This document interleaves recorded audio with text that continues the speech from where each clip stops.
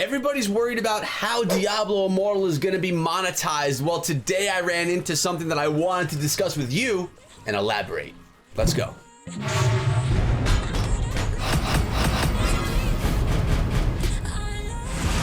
What is up, my friends? My name is Echo, and we're back on the channel playing some Diablo 3 while we wait for Diablo Immortal and talking about what we can expect as far as monetization goes when Diablo Immortal releases. Now, before I go any further though, guys, make sure you sub the channel because we are going to be having for you Diablo Immortal videos every single day once the game releases. Hopefully sooner than later. I know we are all dying to play this game, and if you're not dying for it, you're definitely anticipating it in some way, even if you just want to see it. But well, we're gonna be talking about monetization today, and I was over on Reddit and I saw this Reddit post which reads, I wonder if they'll add the ability to trade or sell equipment in game. What are some thoughts on this? Is it possible, or does it hurt the possible income? Now, obviously this person is concerned about the income from Diablo Immortal on monetization, but this brought an idea to my mind, and that's what I want to discuss with you guys right here today. Because what we don't want are crazy microtransactions that'll give you upgrades in power. We don't want microtransactions that are spammy and in your face all the time and just straight annoying, ruining the game. But we also understand this is a mobile game and it's completely 100% free. Even like a lot of games that are online, they are 100% free, and you pay for DLC, you'll pay for skins, you'll pay for other things in the game. So let's sit back and think about Steam. If you're a PC gamer, you know Steam. It's steampowered.com, and it is an online console, really, where you can play PC games online. You buy them there, you play within their whole framework. I love Steam. It's what I started doing years and years ago. It's actually what I was doing when this YouTube channel, or actually when my other YouTube channel started, was Steam content.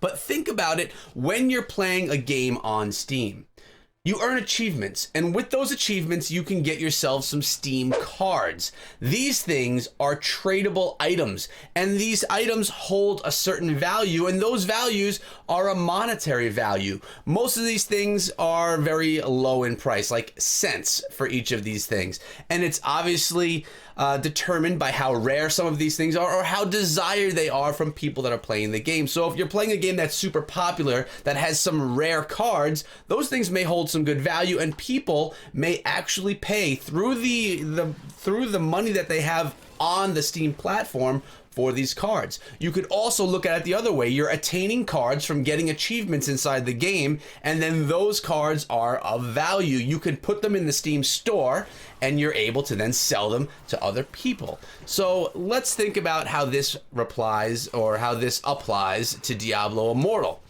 What if we were to be able to get certain gear or skins or things like that inside the game that held value, that we could then take those items, farm those items essentially, and put them into a store that was inside of Diablo Immortal? It would be basically just like they're doing right now on Steam with those cards, but you could do it for in-game gear, in-game skins, and stuff like that. So if you get a super rare, crazy skin that you just is so hard to get inside of the game, it can hold some value. You could sell it on the Diablo Immortal store. Obviously, the store will take a small percentage of that sale because they need to make money somehow, and you would then be able to profit from finding something super rare in the game.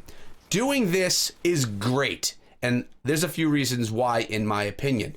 One of those reasons that it's amazing is that it doesn't add power. It doesn't make you stronger. It doesn't give you something that people couldn't get inside the game from grinding it themselves, which is really desirable. We don't want the ability to be able to buy power, to be stronger, which would mean that people that have more power would be the people that would have more money, which would, at the end of the day, in my opinion, ruin the game. We don't want pay to win here with Diablo Immortal.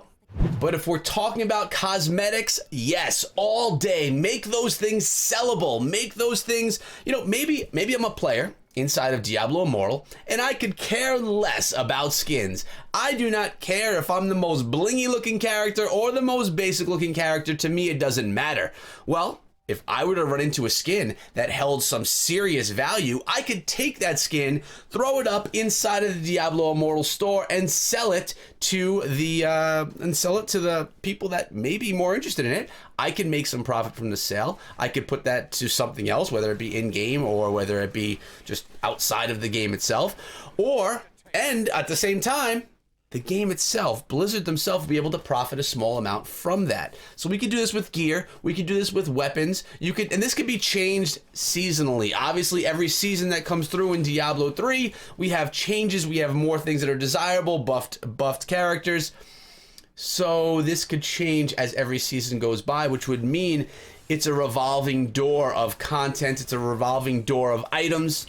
It's a revolving door of revenue, both to sustain the strength of the game. Diablo Immortal would be able to really just thrive off of sales because they're getting a small commission from offering the store. It's just like anything else that you do. If I have a t-shirt shop for my gear on my channel, which I actually do, it's linked down below, but on that t-shirt shop, I get a percentage of the profit from the sale of that shirt, but so does the company that's housing those shirts, that's basically offering me the store. Same thing, it's just being done in a virtual aspect right here. And this is cool, and this is why it's cool. One, it doesn't mess around with power. It's not going to make you stronger inside of the game. Number two, it's just going to really, the main focus would be skins. I guess you could do it with other things inside of the game as well, but you know, like right here, we have wings. You could have all different types of sets of wings, which do absolutely nothing. They do nothing but make a cosmetic change. You could have your little pet running around and they could be all different.